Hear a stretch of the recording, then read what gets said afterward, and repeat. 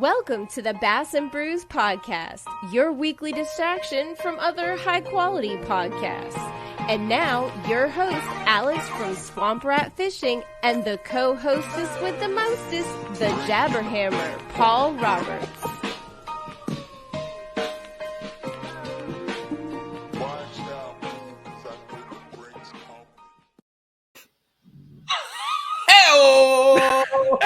That was the most delayed heyo. Well, that was my Alex Casanova Smokers heyo voice. I had to get that heyo out. I mean, we're going to jump right into this episode, but real quick, I noticed last time that we were recording, I would do like our whole intro, but like we have that beautiful intro done for us. There's no need to go through, like they know who the fuck we are, Paul. Like, it's in my head, like we should just get right into it. And this is the perfect week to do it because we've got Justin Largen.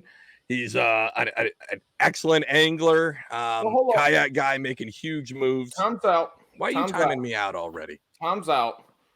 We still have to do our little banter back and forth about stuff like you missed last week. You left me hanging after I thought you were going to be back. You're right. We do need to cover that. Somehow Paul has this like magic, I don't know what it is, when I've got like, you know, everybody has like their echelon of guests, right? And Greg Blanchard was definitely at the top of our list. And we had him on.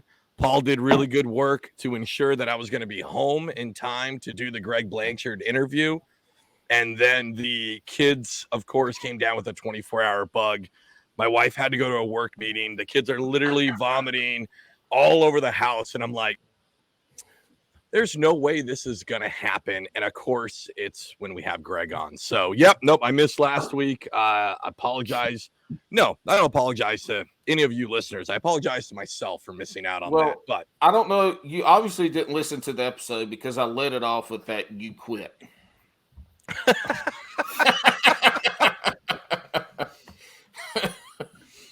Okay, you can carry on. Carry on now. On that note, we've got Justin Largen on this week. Justin, how are you, buddy? Hey, I'm good. No complaints at all. Thanks for having me. Well, thank you for coming on. We've done the whole pre-scripting. Justin's all ready for this. We're ready to go hardcore, controversial bass fishing. I'm just joking. None of that. We're going to sit around. We're going to bullshit about fishing. Yeah, me and Alex don't know enough stuff to be controversial about nothing. I mean, we're here to talk about fishing and whatever makes you tick. I mean, that's that easy. So Justin, for our viewers, just in case they don't know you, why don't you start off and tell them a little bit about yourself? Sure.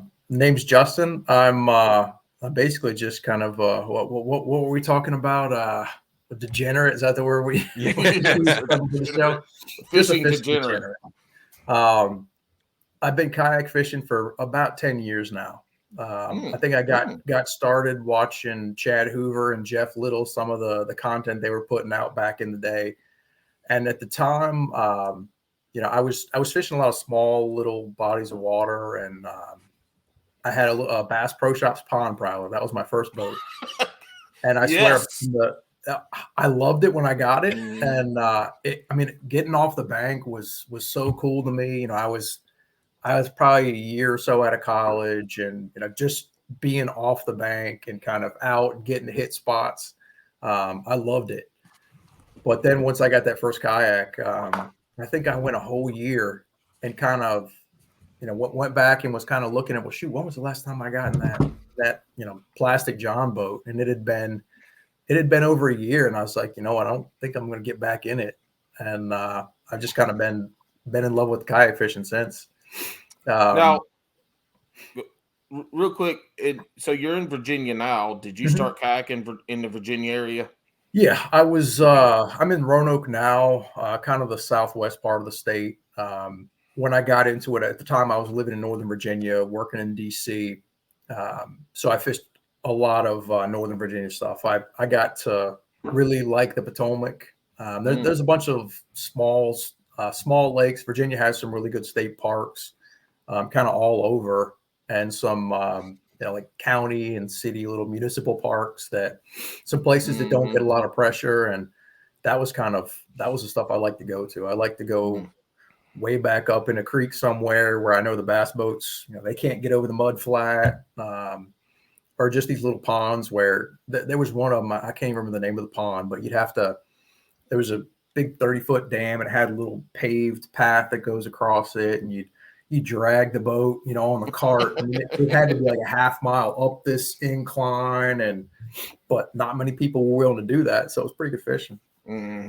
But yeah, I was Northern Virginia area, and, working up there. I had I guess you call it a quasi government job. I did armed security for 14 years, kind of worked my way from entry level, standing a post, up to a management gig. And then I got to a point where I got asked to a position out on the West Coast. I spent a year and a half in California. But it wasn't until, I guess it would have been 2020, late in 2020, I left that job, and I've kind of focused on the fishing since then. Fortunately, it was, good paying gig, and I had a chance to save a good bit of money. So kind of the last 2 years, I've been chasing these kayak tournaments all over the place. So did you do any kayak fishing while you're out in California? I did. A lot less than I would have liked to. I was in Los Angeles area, and there are some places around there you can go, but you got to drive. The Delta was about, I can't remember if it was 5 or 6 hours. It was enough to where it was tough to do that on a weekend. I only got up there a couple times, and then Clear Lake was kind of the other, one that I really wanted to get to. And I didn't actually make it up there until I actually left the job. And I kind of planned this sort of cross country trip, doing some sightseeing and photography. And part of that was I'm going to Clear Lake. I forget how long it took to get up there, but man, if you're ever out on the West Coast, the Delta and Clear Lake, man, they're special. Delta is one of those like bucket list spots for me, and I feel bad because I think the Delta was only 2 hours from the Bay Area where I just left from, but because I didn't have a fucking car, I couldn't make it to it, which is so disappointing. That's one of those special spots.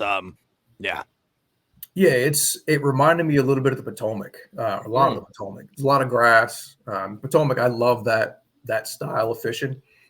The difference tidal waters. Oh yeah, it's I mean, tidal water. A lot of people don't like it, but it's fun.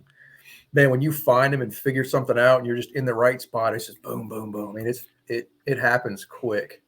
Like fishing is tough enough. I feel like, but I feel like the guys who like tidal, I'm one of those. I like tidal. You're a special kind of stupid, because like fishing can be tough enough to figure out where they're at, but now you've got this whole other variable that throws everything off.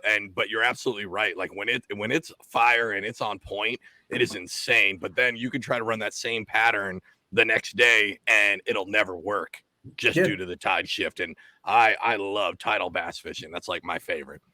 I'm right there with you. I mean, I've had days where everything, if you have every piece of the puzzle figured out, it's just the timing's off. It's like you're in the right area, the right fish are there, and it's just, if you're not at the right feeding window, you catch nothing, and you feel like you have no idea what you're doing. But I had a tournament a couple years ago where I think it was in the last 5 minutes I put, I had maybe 2 on the board and I caught 3 in literally like the last 5 minutes. Just cast in on the board, measure back in on the board. I mean, just boom, boom, boom. And, after spending hours in the same area, going up and down that same flat with nothing, it's, tidal's fun. But California, I'm trying to remember the name of the lake now. It was about 45 minutes away. Castaic Lagoon was, okay. You've heard of Castaic. That's where, my brain is not working. I'm blanking on the gentleman's name, but not Bobby Barrack, big swim bait guy. Mike Jones? No, he was on the forefront of the my brain is not working at all. He's big on depths. He was working with depths. Oh yeah, I know. I can't think of his name. Look, But just go listen to Cast and Crank because I know he's had him on here recently. Yeah. I know who you're talking about, but I can't think of it either. But it's not because my brain's not working. It's just I'm a damn idiot. Maybe that's my problem. But Alex an idiot too. So this is a podcast of the three idiots. This is going to be wonderful. But they that lake, when I got there, I think it was kind of after the heyday. I talked to some locals, and I guess they had stopped stocking trout maybe 10 years prior. And when they did that, you went from seeing these teener fish fairly routinely to people catch 10s. I didn't. But every once in a while, somebody'd put up a 10. This lake sucks. We're only catching 10-pounders now. I mean, what a trash ass lake. It was still for me coming from Virginia. I mean, there's some big fish here. Don't get me wrong, but I probably had a little bit too high expectations for what I was going to find out there. But I caught quite a few for the number of times that I was out there. A lot of 5 to 7 pound fish. I didn't make it out on the water, but really a handful of times, and there were a lot of 5 to 7 pound fish for the amount of time I was putting in. You can't beat that now. No, it is fun. I mean, I played around with a swim bait a bunch, and I got a chance to flip. They got a lot of, they call them toolies out there, basically just cattails. And there were some cattails with deep water, and I'd go in there and bunch of big heavyweight and that stuff. And I figured I'm in California. I want to catch my first 10-pounder, and I'm fine with not catching any fish. I really bought into the big baits, and I'm fine with not catching anything all day, with getting a bite or two. And when you do get a bite, it's generally a big one. But I went a couple trips with no fish, throwing big swim baits around, and then the next trip you catch a 7, and it was worth it to me. Well, I go fishing around here and go a couple trips without catching nothing with everything in the damn tackle box. And if I did catch something, it was like a 1.5 pounder. So, if that one fish was 5 or 7, I'd been way happy with that. Shoot, it happens to everybody, man. It's I don't know, some of the guys with the videos they put out, I look at them and I'm just thinking, man, what am I doing wrong? And then there's a few people that put the honest, show you every trip out.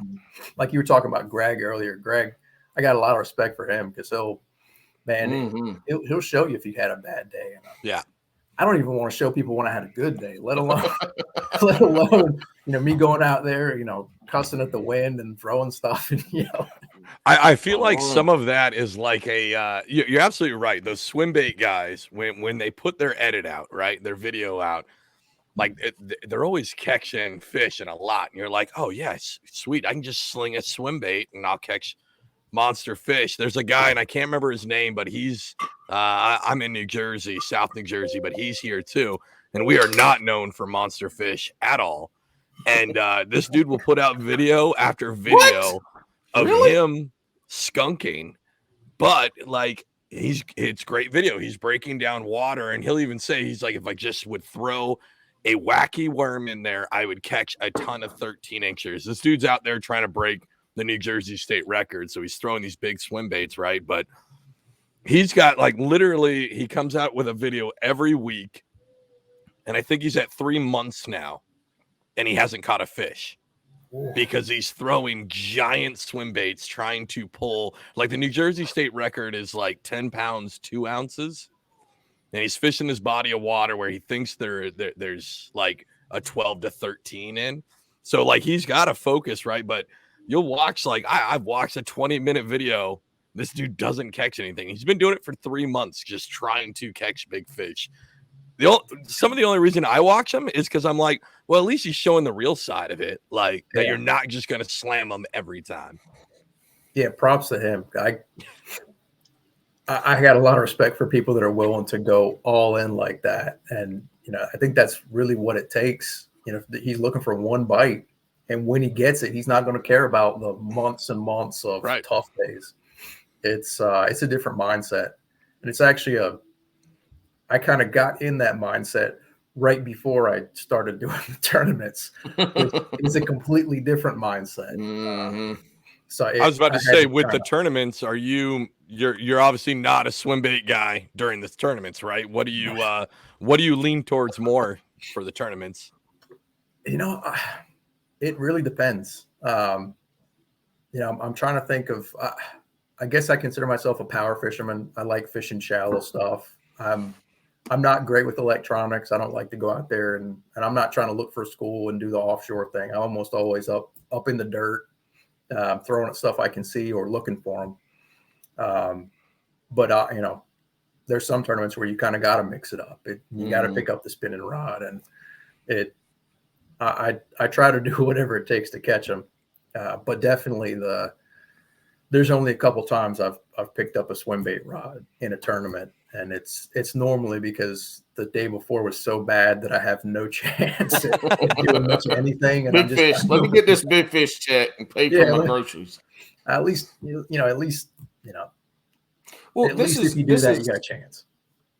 Mine, I've got some swim baits, nothing major, big, just like the S Waver and a couple that I've gotten here from folks and all. But the thing about the swim bait from a tournament side is if you are proficient with throwing a swim bait and getting that one big bite, when you get your limit of fish in 3, 4, 5, whatever your limit, when you get that limit and you're like, man, if I get one big fish, this puts me in the game, this puts me in first, gets me big fish, whatever it is, having the knowledge of where, when, and how to throw that swim bait to get that big bite, that changes things from a tournament perspective. You can go out and you get your limit. I'm in the top 5, I'm in the money, but I need this one kicker fish to win. Having that swim bait knowledge, that big bait, big fish knowledge to be able to go and do that helps you in the tournament side, because for me, I don't have that knowledge. I'm not going to go out there, and catch. If I catch a big fish on a drop shot, it's because I was fishing a damn drop shot. That helps. That can help you in these tournament settings, boat or kayak. I completely agree. And I wish I was better at it. And I knew kind of I know a lot of times when not to do it.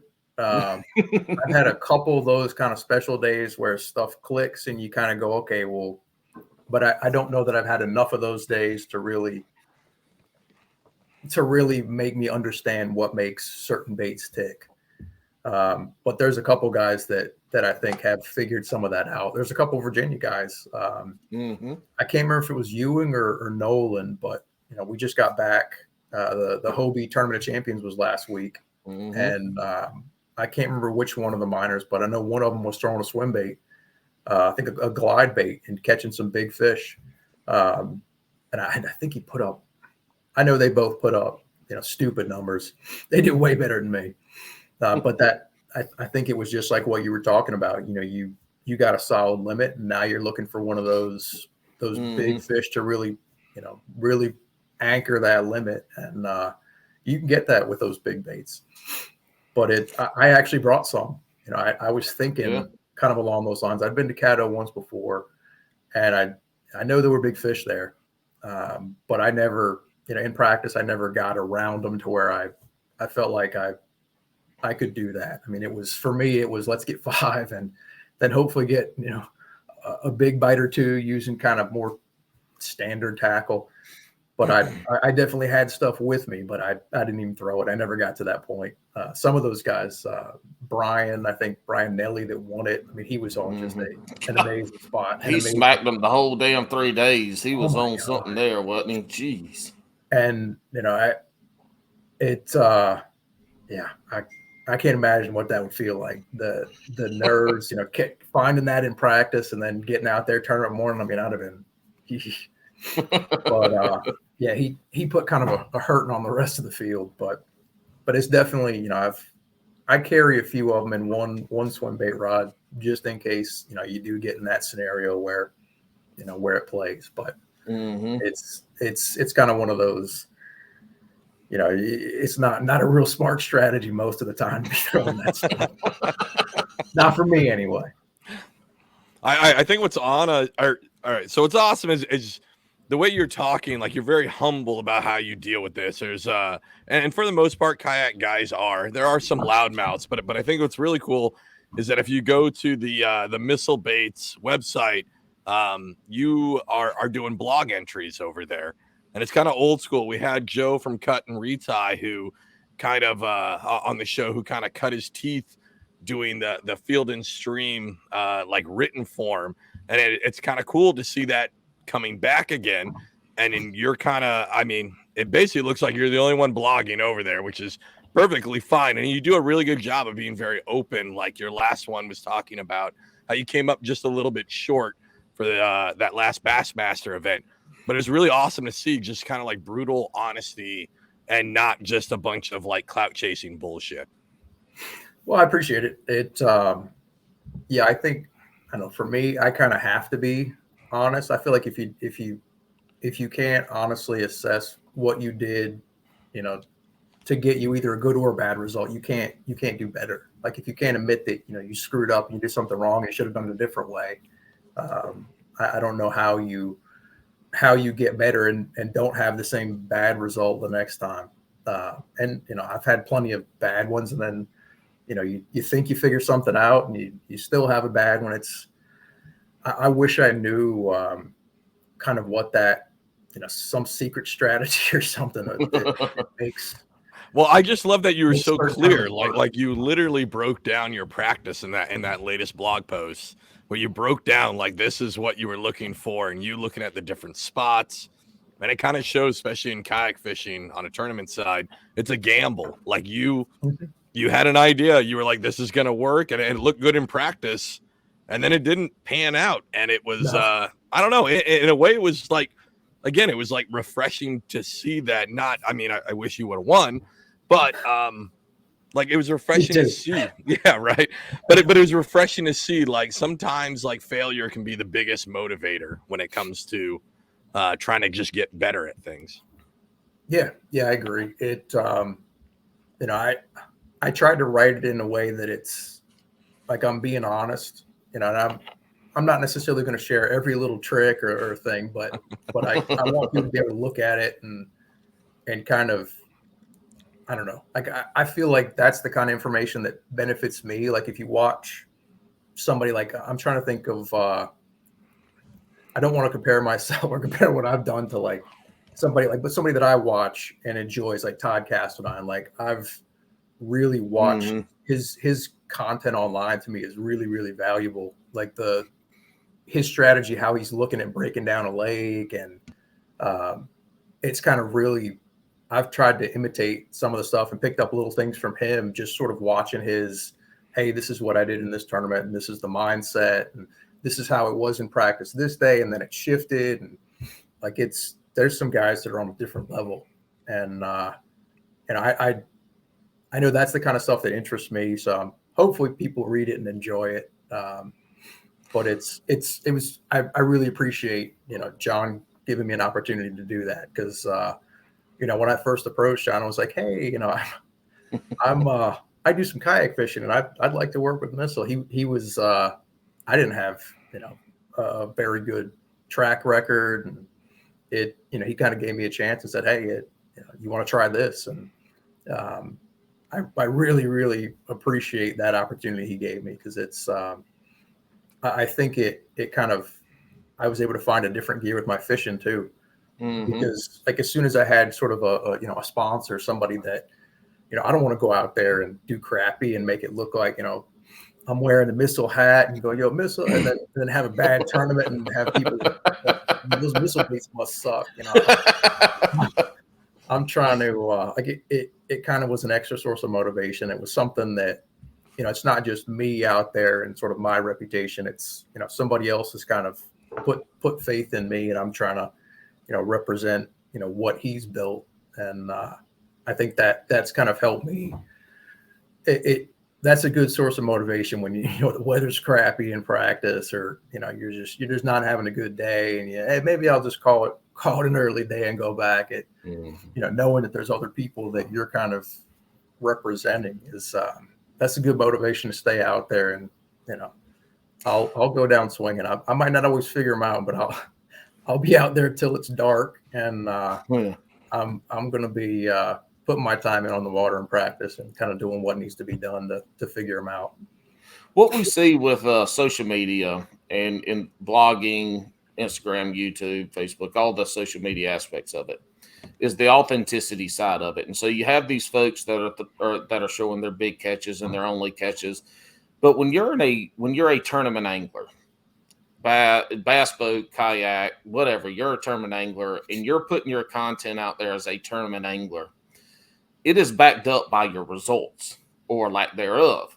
And so if you're just putting a bunch of fish catches out there and big fish out there, but people, go and look and see at your finishes and you're in the bottom third every tournament, you start to lose some of the authenticity that comes with it. You start to lose some of the clout that's there. When you put your shit out there as a tournament angler and you're backing it up with wins, there's where, the fish catches and the social media production of it come to play. You're backing it up with what you're doing with some results in the game. And I think that's easier for people to feel like it's more authentic than if you're not doing that. If you can't back it up with results, or if every time you post a video, 15 minutes is you catching, 30 dinks. I mean, that's the thing with a tournament angler that's putting content out there. People are going to go back and look at your results to say if you're full of shit or not. And so you've been backing it up this year. Yeah, it's been nice. And I'll tell you, the first part of the year, I had a couple tough tournaments. We had some tough weather events. And I think it was the BASSMASTER Championship. They had it on Richard Russell Lake in, I guess it's South Carolina and Georgia border. Mm-hmm.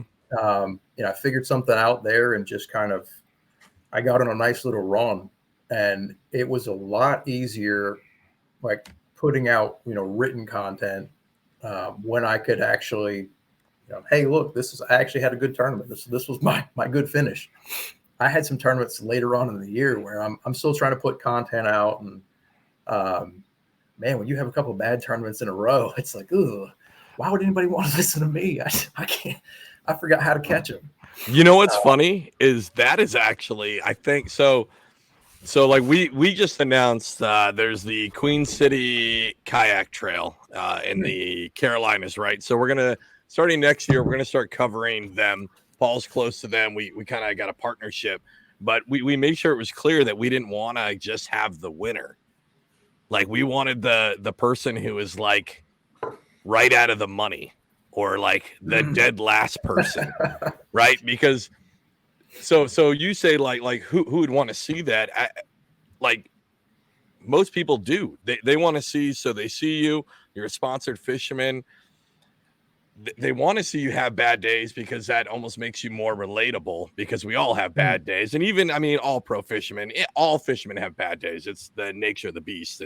You're dealing with an animal. Sometimes it doesn't cooperate, but like that you can't see. Exactly. but like when people have those struggles, and again, I really want to push people to that blog site, because you talk about it in a really relatable, humble way, and you kind of explain like, this was my idea, and then it'd be like, and it didn't work, and you know what I mean. And that's that, like Paul was saying, that authenticity I think is shining through, which is great, because I think we need more of that. And it's just like new wave coming out on all these platforms, the social media platforms and YouTube and whatever it is, this new wave of authenticity, which is coming out from anglers, which I think is awesome. I think it's huge. Oh, I hope it sticks. Yeah. I know, like when I look at Instagram or, pick your media source, most of what you see is everybody showing you their best day. And it's almost like, I don't know, it can seem disingenuous, or not disingenuous, but it can make me think, what am I doing wrong? I'm looking at this guy. Why do I suck? Yeah. And I swear, I think there's a lot of people that I can't be the only one that thinks that, looking at all these other people. And 100% right. 100% right. 10-pounder every third day. And this guy's, and props to them for being able to do that. But it's, most of us, you have maybe not as many bad days as good, but you have a lot of the days in there where it just, you don't figure it out. And, when you go out there and have a bad tournament or a bad day or just not clicking, then you go, scroll through social media and see everybody else who's just crushing it. It just makes it worse. So I'm with you. I gotta stay off of that stuff. Facebook Marketplace, all my shit for sale, fire sale. Take it down after the first person inquires about something. Like, you know what? Never mind. I changed my mind. It's all gone.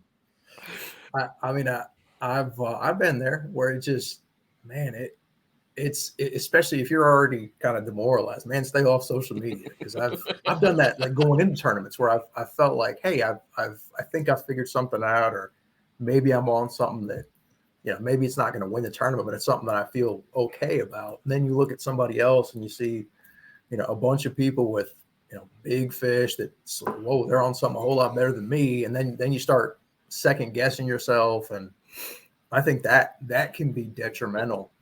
I've had to stop looking. That's a whole different ball game though in the kayak world, about people winning practice. And I caught 90, 80, blah, blah, all these fish, and they come in there and then they can't catch shit on tournament day because they caught every damn fish. They caught everything in their spot. They was out there just like they was fun fishing. They caught every damn fish that they had out there in the 2-3 days of practice. And now they're like, shit, I don't know why they won't bite, and the fish were gone. They weren't there because you damn sore lipped every damn one of them. It's still amazing to me that I've seen some really, really good anglers do that. And you run into them on tournament day, and, a couple of us fish in the same area, and you go through it, and, none of us really had a good day, but I hear them talking at the ramp. Yeah, man, I had 95 inches in there in practice. I'm like, why would you do that? Like, you did that to all of us. Like, why would you? It's like, I will stick some fish in practice. I know at one point I was, I would try not to stick anything. And I think that, you got to get some bites and halfway figure out. You got to realize you got to understand what's there. I mean, you're going to catch some, but we ain't fishing for 3 limits of 90 plus fish for 2 days straight. I mean, no, and I've had, like I said, a handful of guys that I got a lot of respect for that are good fishermen. And I've heard them, oh yeah, we busted whatever in this one little spot. And I'm thinking, well, no wonder none of us caught anything today. Like you said, they're all sore-lipped. Like, we put up 75. Where'd the big fish go? Oh.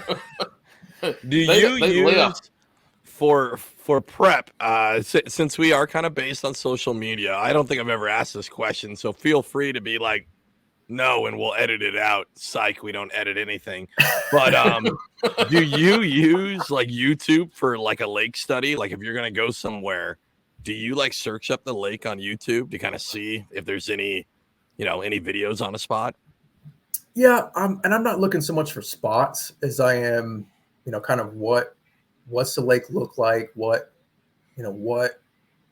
can I find about the lake? Spots, even in practice, I mean, a lot can change in a matter of a couple of days. Like a spot, just because some guy caught them there a year ago. Shoot, I've had tournaments where, this was kind of my second year doing it and going back to certain lakes. Like Pickwick was an example where I had a couple of places where, I caught them pretty good last year. And it was same time of year, a little bit different conditions, different water level. But I thought I could get in there and, I was thinking, let me explore all new stuff and then just check that, because I figured that was going to be there, and those spots weren't worth anything. That maybe I just wasn't, maybe I was too shallow or, doing something wrong, didn't figure it quite out. But yeah, I don't think the spot thing that doesn't make a lot of sense. But yeah, no, I didn't mean like specific spots. I meant like that was just my misspeak. I meant like a general like pattern or kind of feel to the lake. Oh yeah, like I want to see, is it dirty? Is it clear? Are the fish shallow? Are they deep? But I mean, most of the stuff that you're going to find, it's not necessarily relevant to, I'm going to go do that exact thing, but it at least kind of gives you a starting point. You can do a lot with with satellite imaging. Right. But what I've found is even with that satellite imaging, it's hard to get. You don't know exactly what that water is going to look like, how high that water is going to be when you're there. And also somehow I get looking at satellite images, I get like a picture of what this stuff's going to look like. And then I actually get to the ramp and it just looking at it from ground level, it looks different. And I'm like, whoa, this looks way better or way worse. And it's, the map studies, it's part of it. I think some of the guys that are at the top of the kayaking game, I think they're really good at the map study and, going back and looking at the historical images and figuring out, picking their spots and having a pretty good idea of where they want to fish beforehand. I tend to look at stuff and I'm not as good at breaking it down. A lot of the stuff looks good to me. It's like, I've had a number of tournaments where I'll have too much water and I'll try to hit too many of the spots that look good, mapping in practice. I think that's another pitfall that, I've, as many of these as I've fished and sort of not done well in, and even ones where you do well, like you go to these award ceremonies and see, who caught them and how they caught them. And a lot of times it's not like it's just one pattern that works in one place. I've been to a bunch of them where, it seemed like every single person was doing something different, completely different part of the lake, different techniques. And it really has reinforced for me, like I've got to tell myself, man, there's fish everywhere. Now there might be certain spots that are holding better than average fish, or that there might be a section of the lake that's a little better, but there's fish everywhere. It's just a matter of figuring out kind of in that section of the lake, what are they using? What are they eating? What's the best habitat available? And, how can I sort of intercept them? It's, it's one of those things I keep telling myself, hey, just let's stick to one little corner of the lake or one section. And I still got to fight myself because I keep, well, what about it looks so good on the map over there. And then you what you can end up doing is spending your entire day driving around looking at ramps and then just kind of staring at a bunch of water and not figuring anything out like that. You got to do, it's kind of a weird balance, I think, of searching and, looking at enough stuff to have an idea of what, what you need to be doing and, not overlooking something, but at the same time, spending enough time actually on the water that you can figure something out. It's with a kayak. You can't 100 miles down the lake. It's you kind of need to pick an area and figure it out. It's at least that's what I think. That's what I was. You made a good point earlier, and you just tapped into it right now. When we go to YouTube and we're going to fish Chickamauga or Santee or some lake like that, when we're looking at these map study videos on YouTube, typically what we're watching boat guys do these map studies, and they can have from one end of the lake to the other that they want to go check and scan and find out. And they can do that in a couple of days of practice, super easy.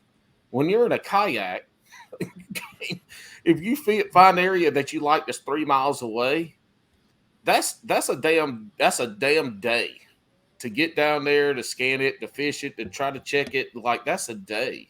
So being able to break those areas down and find the ones that you like the most, because we can't check everything. We can't check everything in 2 or 3 days of practice, and we damn sure can't check everything in a tournament. So the map study is good to have, but man, from the kayak side, you really gotta nail down 2, maybe 3 that you can go and investigate real well, and then just have to choose the best one out there, because we going 4 miles, 5 miles an hour. You ain't getting nowhere fast and far. No, and especially I'm looking this off season to get a motor. I've been running 2021 was my first year. I bought my first Hobie, and that was the first time I had a pedal drive. And that pedal drive versus the standard paddling, I mean, I felt like the whole lake opened up because it used to be. I mean, I'd look at ramps and I'd feel like, okay, well, I can only really comfortably go that far in a day. Right. And having a pedal drive is nice, but it's a game changer. Even in Hobie events, oh yeah, but anymore, I mean, the top guys, pretty much everybody's running a motor, at least in practice. You know, and in the Bassmaster and the KBFs, they're running it in the tournaments, and it just doesn't make sense to try to compete against those guys with a pedal drive if I can get my hands on a motor. I had a good year in spite of it, but like even the Hobie tournaments, I fished with buddies where it's like, well, I'll break down this section, and they were going to break down a couple other areas, and we get back at the end of the day, and they literally covered twice what I covered in practice. And you twice as tired. You're like, dude, I'm let's get back and eat, go to bed. Shit, I did 10 miles today. You start doing 10, 15 miles a day in practice. By the time the tournament rolls around, you don't really feel like doing that, for 2 or 3 more days. It's so that motor, I think, is I want to get my hands on one and kind of I've fought it. I kind of fight the technology, but I don't think it's going anywhere. And it's even with the Hobie, even if I only fish Hobies next year and don't do a Bassmaster or a KBF, I think it still makes sense to have just for that practice. It's like I don't. It's hard enough to catch the fish. I don't need to give myself a disadvantage. So for the Hobie events, you can practice with a motor. You just can't compete with a motor. Is that correct? Exactly. You got to have it. So everybody will still have their mounting bracket on there. You'll see a bunch of naked brackets. Yeah. Oh, that's interesting. With no motor on there, and it's like I said, I kind of fought it because that was one of the things I didn't like about having that John boat back in the day versus having a kayak was all that extra battery, those damn lead acid batteries, having to lug those around, having to lug that heavy trolling motor and, throw that, obnoxious, I think it was 8. I think I had the 8-foot one, but it was still, pain in the butt getting that up on top of the car and just doing all that when all I could do, I think my first kayak was that, it was a hybrid. What do they call it? Commander that Winter Systems made. And I think it was, I don't know, 60 or 70 pounds. Like you could throw it on your shoulder and I could walk down places, park along the GW Parkway in Northern Virginia, walk down to the river, places where you couldn't launch anything else. There was no launch. It was just riprap, big rocks. And you could take that and just walk it and drop it in the water and grab a couple rods and a few baits and just go. And, you could do it for a couple hours after work. I think that was kind of what really attracted me about kayak fishing was the simplicity. And of course, now I've got a bajillion rods. I was about to say the simplicity that you talked about. And I think almost, so what's funny is we talked to a bunch of people on this show, right? And we talked to a lot of tournament guys, and all the tournament guys say the same thing. I love kayak fishing for the simplicity of it. But then at some point, the switch flips into tournament mode, into competition mode. And now we've took that simplicity completely out of it. Now we are completely in competing mode, and it's motors and graphs and live scope and trailers and, the whole shebang, almost like having a boat, which is really weird. No. That's a stupid ass argument. There's way less expensive to have a kayak. You're right. There is all that shit on it. Less. No. It is way less expensive to have all that shit decked down in your kayak, a motor, 2 graphs, all that stuff is way less expensive. There ain't no fuel that goes up into that kayak and none of that bullshit. I think a John boat might be cheaper. But you ain't fishing kayak tournaments in a John boat. You can fish. I'm going to next year. Next year, I'm going to smoke the whole trail here because I'm going to roll up in a John boat, and I'm going to tell them, listen, my John boat is basically a kayak. I have a paddle, and I'm going to dominate. There are rules against that. It has to be a kayak. They don't even let canoes in some of these things. It's got to be a kayak. Why the canoe? Honestly, that John boat fishing? I don't know. I think I think one of the guys that did real well in one of the Hobies this past year, one of the days was in a canoe. Yeah. I can swear. I don't think it had motor or anything. There's a couple guys. I mean, you look at Drew Gregory had a. Oh yeah. I He mean, made me feel kills bad it. a couple times this year. Yeah. With how good Look, his year was. Look, I had a paddle a paddle kayak for like 2 months. It was like, the hell with this shit. I can't fish with my hands. I don't know what to do. The paddle's in the way, and I can't stand up to pee. So I got a Hobie PA-14. But paddling is for peasants. That's my stance. Paddling for peasants.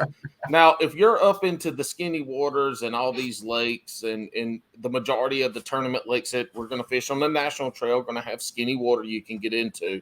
But damn, that shit is for the peasants. I can't do it. I'm fat and overweight, so it shit just don't work like that. I like being able to pedal, use my hands to fish, have this free. Damn that paddle.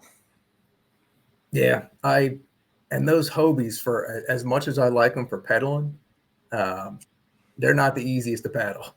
if that drive goes on, man, it's and I've had a bunch of I like to fish that skinny stuff, and there's certain types of grass where you get in that skinny stuff, and that grass that's coming up, just under the surface, that I don't think it matters what kind of pedal drive you have. It needs to come up, and you got to paddle. So I stand and paddle my Outback a lot. I like doing that in the springtime, looking for the sight fishing tournaments. Those are the ones that I get excited about when if there's a chance at fish on beds, that it can burn you, but it can also be really good when you if you can find an area and there's a couple of big males, 18 to 20 inch males on beds that you can go catch. You can have a really bad couple of days of practice, and if you just got that, it can take you pretty far in one of these. So I love sight fishing. I love fishing for them when they're in skinny water. But yeah, it's the paddling's work. It is. I got a lot of respect. I ran into Drew I think it was day 3 at the TOC, and I could not believe how much water he covered that day. I was going roughly 5 miles one way to get to my spot. And he got in there and did this gigantic loop, and he did significantly more than I did with a pedal drive, and he did not have any kind of. His propulsion was the. Yep, 3 rods, one case of lures. Yep. A paddle and his crescent kayak and Salvinia. I mean, there was nasty thick Salvinia you had to go through in some of this stuff, and you wouldn't know, like, if you're navigating through some of the stuff, you just what was clear one day, the wind would blow that stuff, and when the wind packs it into, that stuff is nasty. I don't know if you guys ever fished around Salvinia, but that stuff is. They need to make sure that doesn't get anywhere outside of Caddo or whatever the other places it is, because that stuff is. Yeah, man. Listen, to solve all this again, Justin, for you next year, and maybe give this a shot, and if it works, make sure Bass and Brews gets all the credit. Like, just show up with your John boat, and you can blast through all that, but have your kayak in the John boat, right? And then you anchor the John boat off of where you're going to go into. You're going to beat everybody to the spots. So, Justin, your ass is getting disqualified from every tournament that you listen to. Damn Alex, you go to, you getting disqualified. And do not mention Bass and Brews. If you just mention Alex, Swamp Rat Fishing. Don't mention the rest of us with no bullshit like that. Hey, I want to take it back for a second, or a few minutes here. I want to take it way back. What is the journey that's got you here right now? What is the fishing journey from the first time you picked up a rod and reel to what's brought you here now? We're going way back. Way back, man. That's what people want to know. They want to know how you got so good now, but it has to start from when you picked up that first rod and reel or cane pole, being from Virginia, because I'm from the Carolinas. we grew up fishing true ass cane poles that you went and bought at the store. I remember using the cane pole a couple times. We were, I think it was a Boy Scout event. I guess it was Cub Scouts probably, and there was some little pond, and I don't remember if it was some kind of jamboree, big camping event. People, different scouting troops from all over, and I remember sitting there on that pond with, I think my little brother Worms and a bobber, and just everybody else was catching sunfish, and he dropped in there and caught a little bass, and I remember it. Yeah, I definitely got my start farm ponds. Grew up in North Carolina. We moved to Virginia when I was 9, and Dad took us. He got permission to fish farm pond. I don't even remember where it was, but I remember going out there a handful of times with my brother and a couple sisters, and I remember using just bobber and live earthworms. One time we forgot the earthworms and went out there and caught. It just happened to be, I guess it was late summer, and they were crickets or grasshoppers all over the place. We were catching crickets and just catching sunfish. And I enjoyed it then, and I definitely liked that. I remember when we got to Virginia, I got to go trout fishing with Dad and my brother a couple times, and I was no good at that. I could not catch those trout. They didn't like the corn that was on your hook. No, we were doing doing that earthworms, drifting the earthworms, Okay, and I would I could catch all those little suckers and all the trash fish, but I don't know that I ever caught a trout doing that growing up. And they probably had you in the middle of the boat, so you couldn't catch nothing. They would catch everything before and after. I don't know. I remember my little brother got one. He got one day, but pretty much Dad was the king of the trout fishing. And then at some point, I don't remember if it was a TV show that I saw, but it was something watching guys bass fish, and it looked cool. And I was probably 12, and I remember kind of catching the bug. And I don't remember the specific, video or whatever it was that kind of got me interested. But I remember going to the library, the little local library, and I would check out every single Outdoor Life and Field and Stream, every magazine they carried.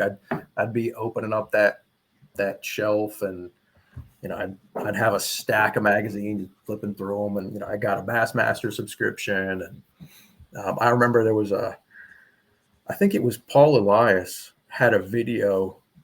I think it came out a couple years after he won the Classic.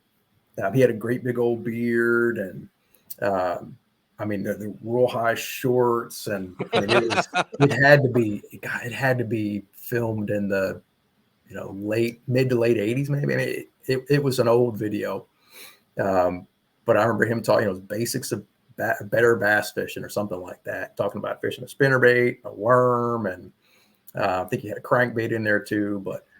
And I remember watching that multiple times, going and renting that from the library, watching it. And I was just trying to soak up all that information. I still remember, the fishing little ponds around home and catching fish. And, whenever the family was going somewhere on a vacation, trying to find water and catch fish. And from about the time I was 12, I had it pretty bad.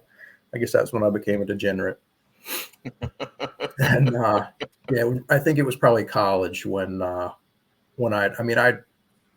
studied.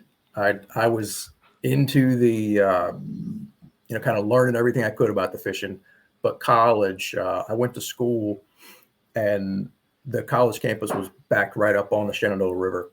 And I spent a lot of time, you have a break from classes, you spend a couple hours before dinner, whatever. I would spend a lot of time on that river and just waiting. And I learned a lot of the techniques that I'd read about, and the stuff that I sort of knew. I got to actually do it there, and it was, that was fun.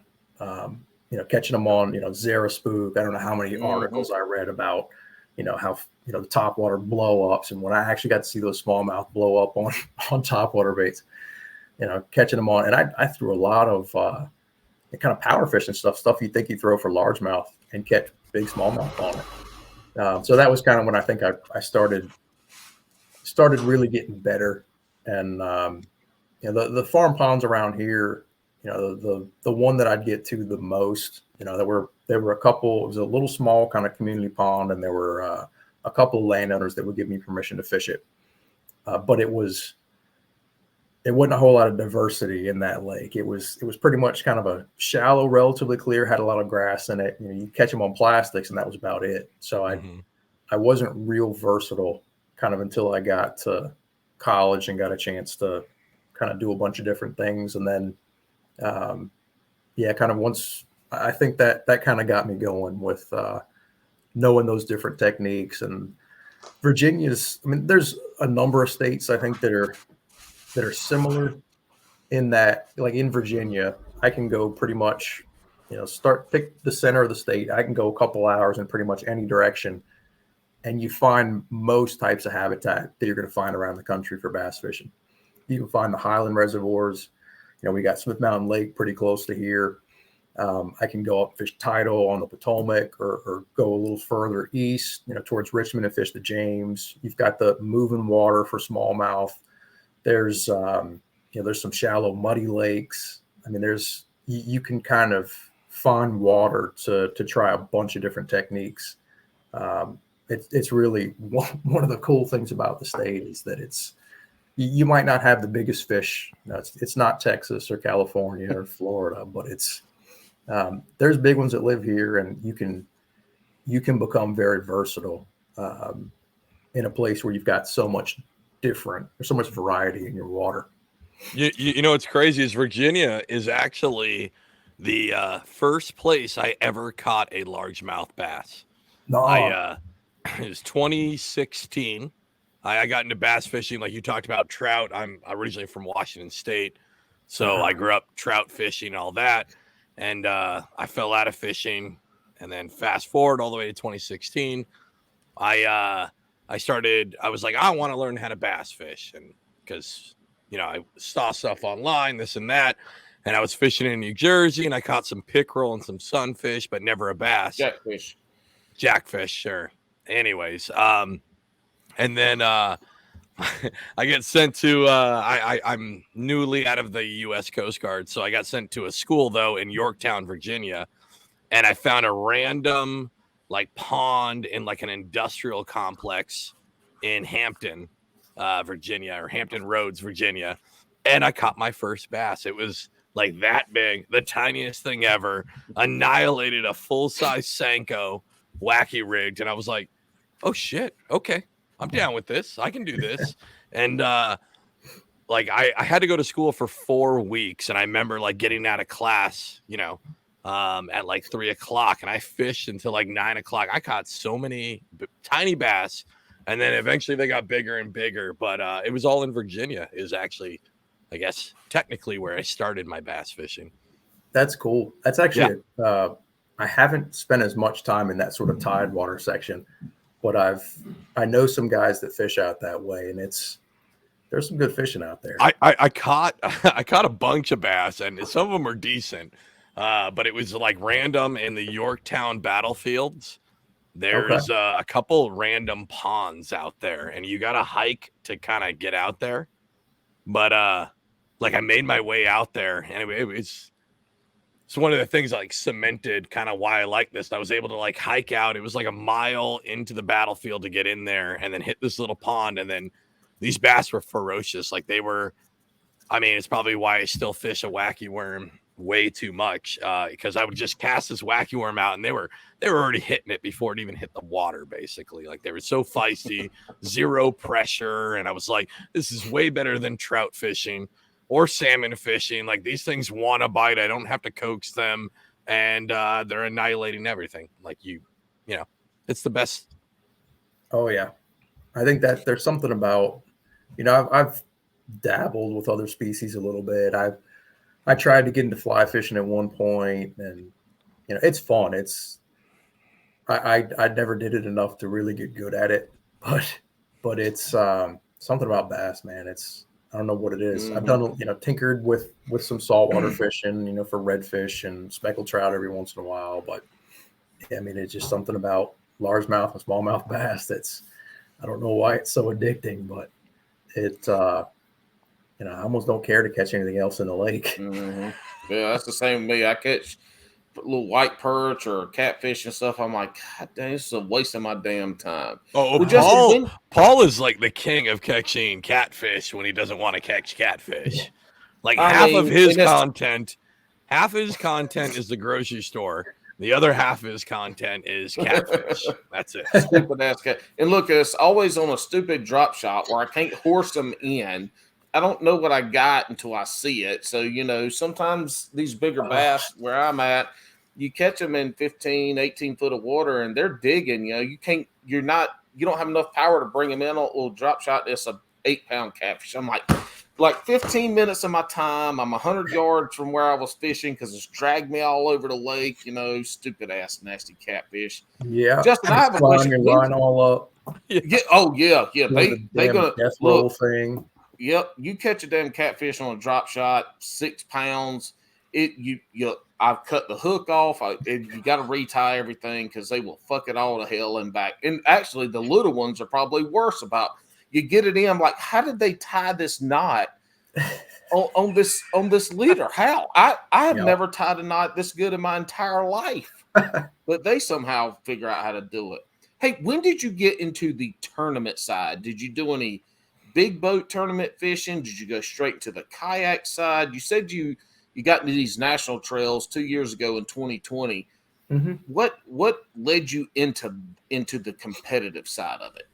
I definitely like the competitive side. I'd followed the Elite Series and I guess it was invitationals and whatever it was before that. I'd followed the kind of the pro level for a long time. And I tried to do the co-angler thing for a little while. A couple years out of school, I guess. I'm trying to think what year it would have been. I had maybe I want to say it was like 09, 08, 09, okay. Somewhere in there. I did a bunch of co-angler tournaments. I think I did 2 different divisions. Damn. I want to say there were 4 or 5 events in each division. And, I enjoyed the competition and I was probably like a lot of people thinking, this is, I know Jacob Wheeler went that route. I don't know how many other guys managed to go from co-angler, winning a boat to boat side, but there you go. I was thinking, well, shoot, the only way I'm gonna be able to afford a boat is to go win one of these tournaments. So it did not happen. I had some good tournaments, but eventually, I think it was around the time I was getting into the kayaking. I'd fished enough tournaments where I kind of got frustrated with I guess with my results. I think I was in it for the wrong reasons. I think the reason you should fish those as a co-angler is to try to learn, fish with different people and try to pick up on stuff that they're doing, get better. I feel like there's little tricks and stuff you can pick up from everybody. I was more competitive and I was, looking at the standings and, okay, I'm trying to do well. And you wanted to win. You were fishing to win. Yeah. And that's the only reason I fish is to win. I was not good enough to win. I don't want to fun fish. Well, shit, I ain't never. I probably never be. I'm old. I'll never be good enough to win. But damn it, I'm going to every tournament. I want to win, and then it's to be in the money. And if those 2 things don't happen, it's a fucking failure. That was kind of my mindset. Was it? I wanted to win. I wanted to do well. Consistency. Consistently good finishes is something else. You shoot for, but. I found that it was really a crapshoot. A lot of my success depended on the guy in the front of the boat. And you'd have some tournaments where you drew somebody who was a hammer, a local on that lake. This was the BFLs. And then you'd have other ones where you get somebody who they were trying to do the whole circuit to go to the regionals, try to qualify to do the next series. And, this was one that they weren't good at. And, I had guys tell me, hey, man, I'm just trying to catch one fish in this tournament so that I can qualify, get the points to make it to the regional. And I'm just thinking, I don't even, like, great. We're going to go out and maybe get one. He's fishing docks with the front of the boat at the docks, and you're out there fishing straight out behind you. Like, I can't even throw a Carolina. That was the worst. I've only had to happen one time, and one time's enough. It was the worst, man. And I don't think it wasn't like he was intentionally trying to put me at a disadvantage. Just you're going down the bank, and it was early spring. You're fishing slow, and he'd have a flip. He'd have his jig would hit every one of those pilings, corners, high percentage spots, 2 or 3 times before I even got to it. And it's just like, wow. I mean, it's one thing if you're kind of burning down the bank or they're power fishing, but man, when the guy in the front of you is finesse fishing everything, and then you got to go behind him, it's like you can't even finesse fish behind him. Well, again, so we'll go to great advice here. I already gave you the nugget on using the John boat in the kayak tournament. Here's the co-angler secret, and this is for everybody. What you do is you take your drop shot rig and you put a live minnow on it, and you fucking cast that thing out. Because that's the only way you're going to catch anything behind. I should have talked to you 10 years ago. Listen, man, I'm here for you now. I could have been the other Tony Christian or whatever the guy's name was. 30 minutes into the damn competition, and you figure, and Alex is telling you 30 minutes in, you're figuring out this guy is picking apart docks and shit on the bank, and Start you got throwing a cast minis. net. You've got a cast net out there trying to catch some shad to hook on your drop shot just so you can catch something. Listen, what the hell's going on? There's Paul, a man on a cast net. Paul, you did even better. Use the cast net to just catch the bass itself. Just fucking throw the net out. It works. I've seen people do that in rivers, and supposedly trying to catch bait fish. And I've seen them take the carp, take the bass, take everything, put them in the cooler. Hey, them bucket guys. Hey, if you ever around there, somebody got a bucket, I can guarantee you every fish that comes in that boat's going in the fucking bucket. As one of the things, some of the little small bodies of water I'd fish in Northern Virginia, it's a really densely populated area. And there'd be a handful of people that were the meat eaters, which, it's fine. I don't have a problem with people taking fish and eating them. But I'd go to some of these lakes and fish, and I'd be out in the kayak or walking the bank, and I'd see people put these literally everything. I'm like, how's there even any meat on that thing? Literally everything they caught went in the bucket. Yeah. And I don't even know how, like I said, some of them were, I don't even know if they're big enough to be bait for bass fishing. I think it's funny when we get into talking about that, right? Because so one, bucket brigade, you're absolutely right. Like, these are small bodies of water. You're taking everything. Like, be smart about it. But when you go to the saltwater side of it, like, everybody just takes everything on the saltwater and you'll go for it. But my favorite, I was on the Atlantic City jetty, and pufferfish had pushed in. This is in New Jersey. These are non-toxic. They are delicious. But these dudes are catching pufferfish. And once you pull them out of the water, they puff all up. They're all big. And they throw them in their bucket. And then they just kind of have a piece of plywood that goes over the top, and they sit on it. But eventually the puffers deflate. And me being the 38-year-old man who I'm still a child, when they deflate, it makes a farting sound. But they'll have a whole bucket full of these fish. And it's, as you walk down the pier, that it's a good bite because all you hear is farting sounds all the way down the jetty. And that's when I'm like, hey, Bucket Brigade is actually doing a smart thing. I know that I can just throw a Demiki or a sabiki rig and just catch a shit ton of chicken for dinner, basically. Hey, there you go. Yeah. I've never thought of using the bank fisherman as like tipping off when it's a good line. That's pretty slick. I think that's only for a saltwater deal. I think you're absolutely right. On the other end, it's a bunch of dudes with 1-inch bluegills talking about, oh, you don't understand. When I fry them up, they're going to be delicious. No, when you fry them up, they're going to taste like the batter, and that's it, because there's fucking nothing else there. I don't know. In the country now, when you catch them little small brim, you dehead them, you gut them, and they are a delicious morsel of fish. But the fins are like, and there's that much left. There's that much left after you dehead them and gut them. That's it. That's okay. Look, we don't even have to dehead them. We just gut them. Get the guts out, and you fry the whole fish because the cheap meat on the fish is delicious. People be throwing that shit away all the time.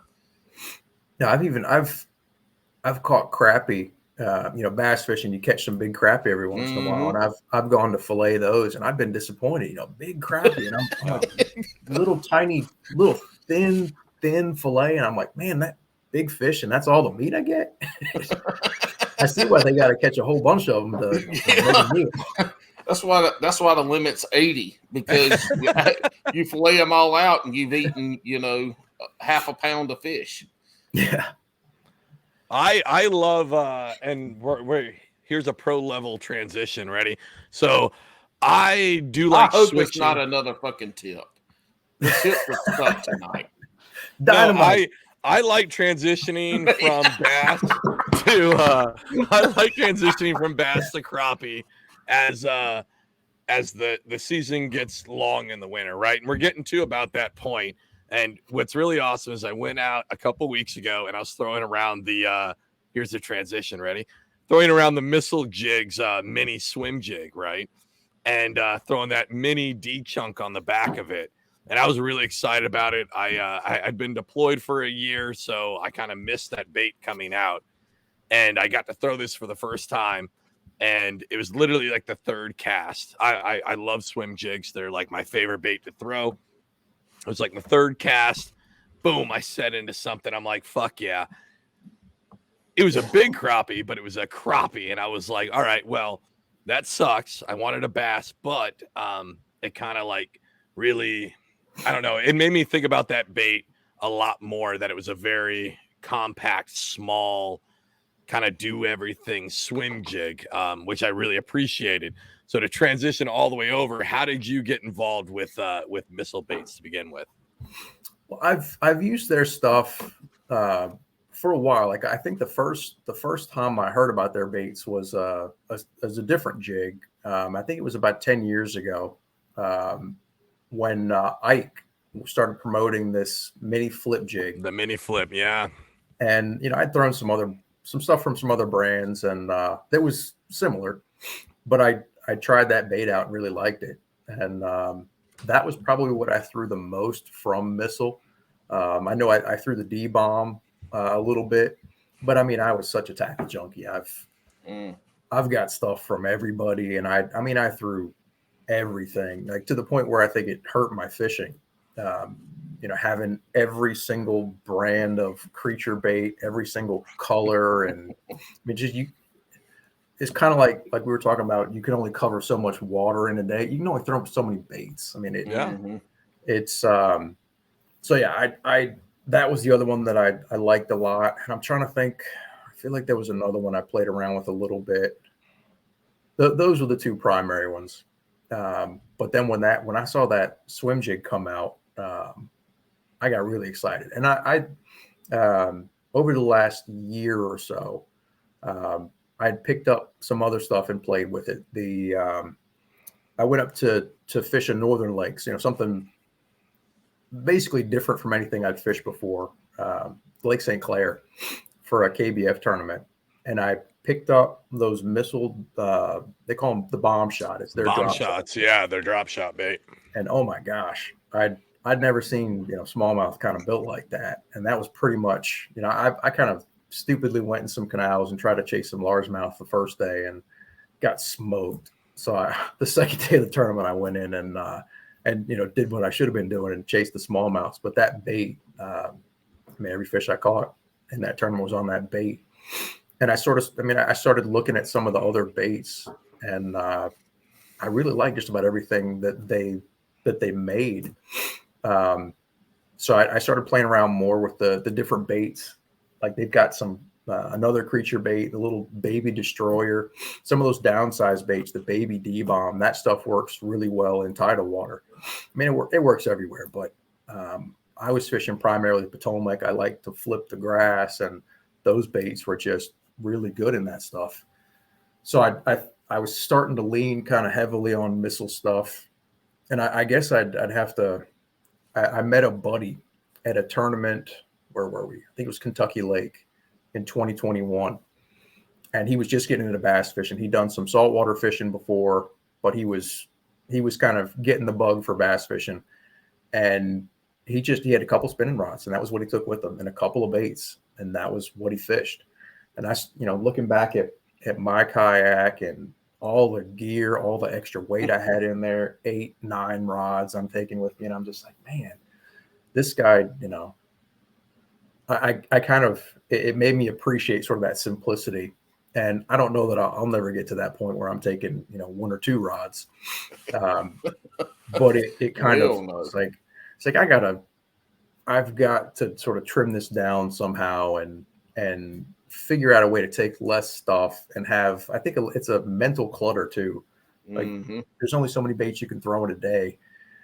And I would get so focused, I think, on the bait sometimes. And, I got to have this specific color, or I got to have, this specific action, or, I'd go through a whole bunch of different colors, and you'd never really fish anything long enough, and you wouldn't figure out, I wouldn't figure out what was going on. I'd just be cycling through a bunch of baits. And I think I tried to simplify stuff, and I kind of reached out to John, and, I couldn't believe he actually, returned my messages, and, we met and kind of chatted a little bit, and he sort of gave me an opportunity to do some stuff with the blog, kind of talk about my tournaments this coming season. And, it just kind of grew from there. But I think I've really benefited from slimming down the amount of stuff that I take.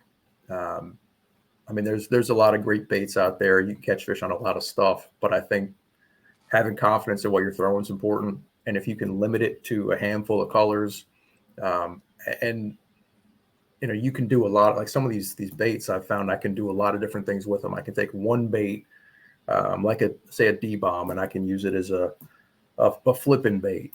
And then after it gets all tore up, you can kind of cut it up a little bit and start using it as a jig trailer.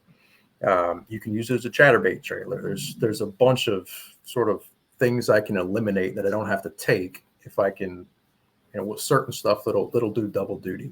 So I think that, you're nailing the simplicity. I think as a company, Missile Baits is a kind of a no frills kind of bait company. Not knocking it. I think where they shine at is they see something that is lacking kind of in the market, and then they put out a product instead of doing like they could easily do a ton of other products, right? But they're already done, so they just don't do it.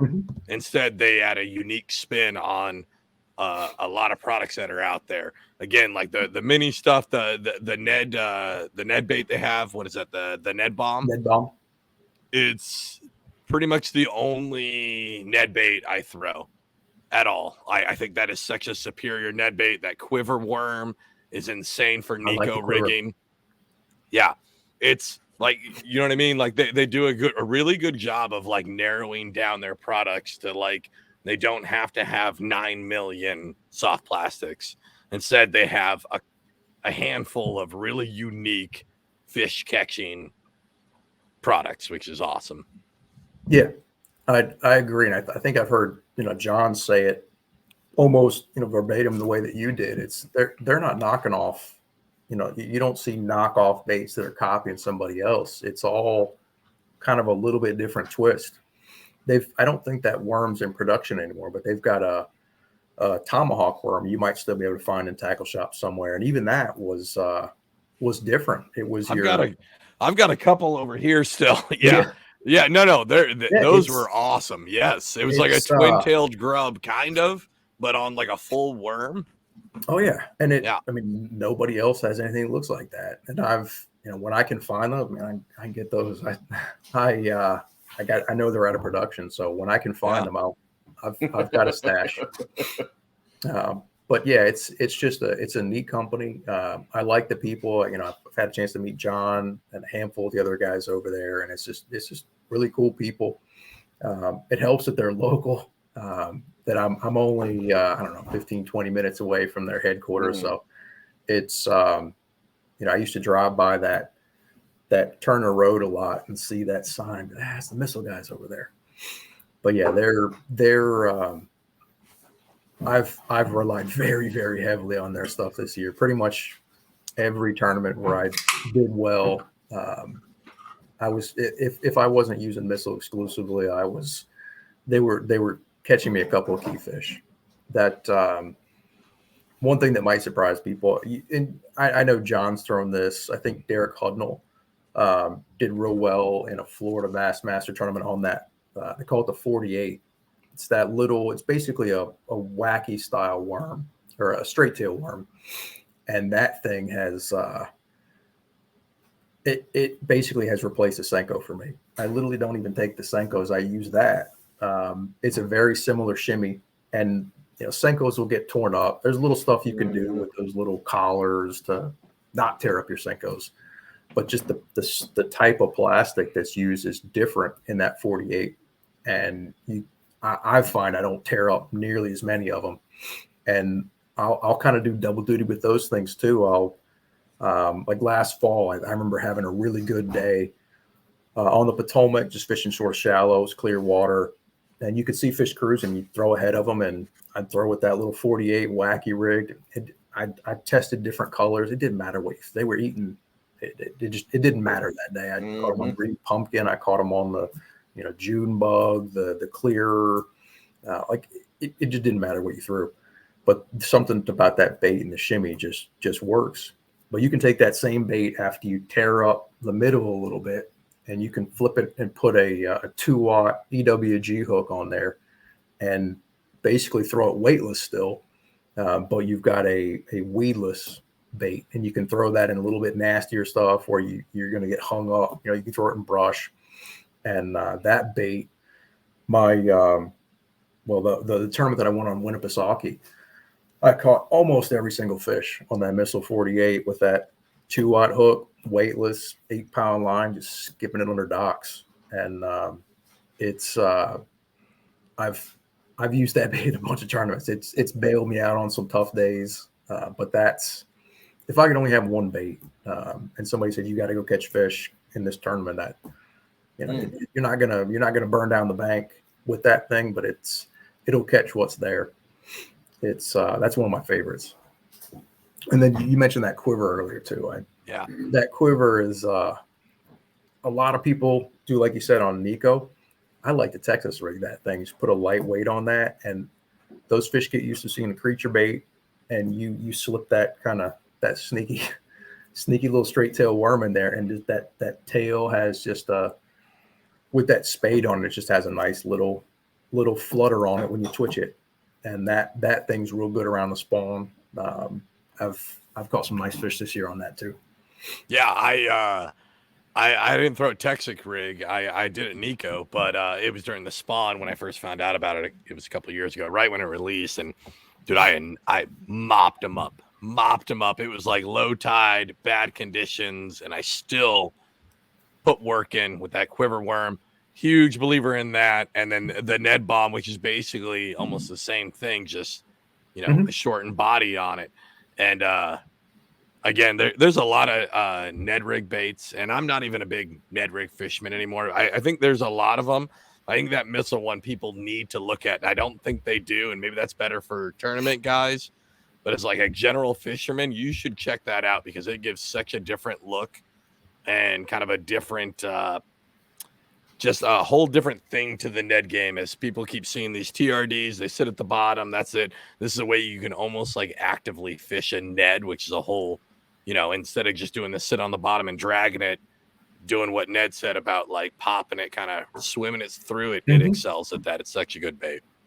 I actually saw John saying that's one of his favorite ways to fish it. There's anybody who's not subscribed to Bass University, there's a lot of good info out there on that. On that, I don't know if you call it a network. I don't know what you call it, but that is a great place for information. And yeah, I don't remember if it was his top way or his second, but one of his favorite ways is just to kind of swim it, and it's different than a lot of guys are just dragging it on the bottom. It's a different look, and that thing. I'll be honest, it's not my favorite way to fish, but if I got a finesse fish, it's a tough bait. You'll get 5. What on the tournament side, these tournaments that you fished this past year, did you have practice days, one or two, or were you showing up, Friday afternoon and going and being able to just get out in the water and check some stuff? What did your practice look like leading into these tournaments you did well on? They're not all, I guess, identical, but for me, I guess I kind of figured out. I feel like I've been sort of refining. I feel like each tournament, you might pick up on something you do a little different next time in practice. Hey, maybe I stuck too many this time, or maybe I should have spent less time on the ramp. So I can't say that I do the exact same thing at every tournament in terms of practice, but the sort of one constant is I like about 3 days. I know there's guys that get there for more than that, and I know depending on the trail, there's certain ones don't have an off limits. So I ran into a guy at Lake Fork, I think it was a year ago or so, and he'd been down there for a month practicing for a tournament. Right. And Hey. I'm not doing that. Yeah. For me, 3 days is enough to it's enough for me to kind of drive, hit a couple different ramps, kind of see the water, get out there, figure out some ways to catch them. And for me, a lot of times practice is not a whole lot of fun. Not sticking fish is not fun. Like even if you're around them and you're on them, it can mess with my head, and I'm thinking I'm not on them because I haven't hooked and landed any. It's like I've seen a bunch of them, I've shaken them off, but it can kind of, for me it's not a lot of fun for the ones where I'm, especially if it's like a bed fishing deal and I'm seeing them and I'm intentionally laying off of them. It's not a whole lot of fun. That's a whole lot of self-control. I'm going to tell you what, betting, that's a whole lot of, thank God I don't tournament fish, because I'm just going to put the hammer to them every time. And I'll be like what Paul was talking about, those dudes that put up huge numbers in practice, and then I don't got nothing for the tournament. Oh yeah. It's easy to do. I mean, I remember, I think it was Fork again. I found a big fish on a bed, big female, and got it to bite. And when you see I didn't catch it, so I don't know how big it was. But I'm guessing it was 7-8 pound range. And when you feel that line and you're watching that fish swim off with it, and you can't, it takes some self-control. Better self-control, because I would have cracked her. I would have just set into it. I mean, you don't get very many chances in a fish like that. I don't. You start some of those tournaments, you start to feel like you're kind of, I don't know, like it's almost disrespectful to not catch. But this is bad luck not to set the hook on this one, so I'm gonna go ahead and just do it. I know for that particular tournament, I ran into a guy during the event who I think was doing the same thing as me, saw the fish, cast to it, and accidentally hooked it and broke it off in practice. And I had checked on it pretty late in practice, so that was where I started. I sat there for probably 2 hours waiting for the sun to get up so I could see where it was to cast at it, and it went there. Yeah, that's the thing with bed fishing, though, is that fish could be there for the 2 or 3 days of practice, and then it don't take those big females. It doesn't take them long to get up there and do what they need to do and get gone. They ain't up there that long. The males will be up there, but those females get up there, they do the business, they get the hell out. That's exactly right. That survival thing. So sometimes maybe you just need to crack that 8 pounder. So you caught 8 pounder, knowing that the chances of it being there 2 days from now, it ain't going to be there. So I'm going to catch 8 pounder. I'm going to put it on the scale, and I'm going to have some good content to put out on the socials. Tip number 3. So you catch that 8 pounder, right? And then what you do is you keep her. No, oh, You keep Get you her. a basket. Is that what you- No. You keep her, and then what you do is you put the jig, the missile jig in her mouth, and you throw that whole thing out, and then you reel it back in, and now you got an 8-pounder for the tournament. Alex is going to be the worst at this. Look, your reputation is screwed if you start fishing tournaments next year. Already, people are going to think you're out there cheating. You're fucked.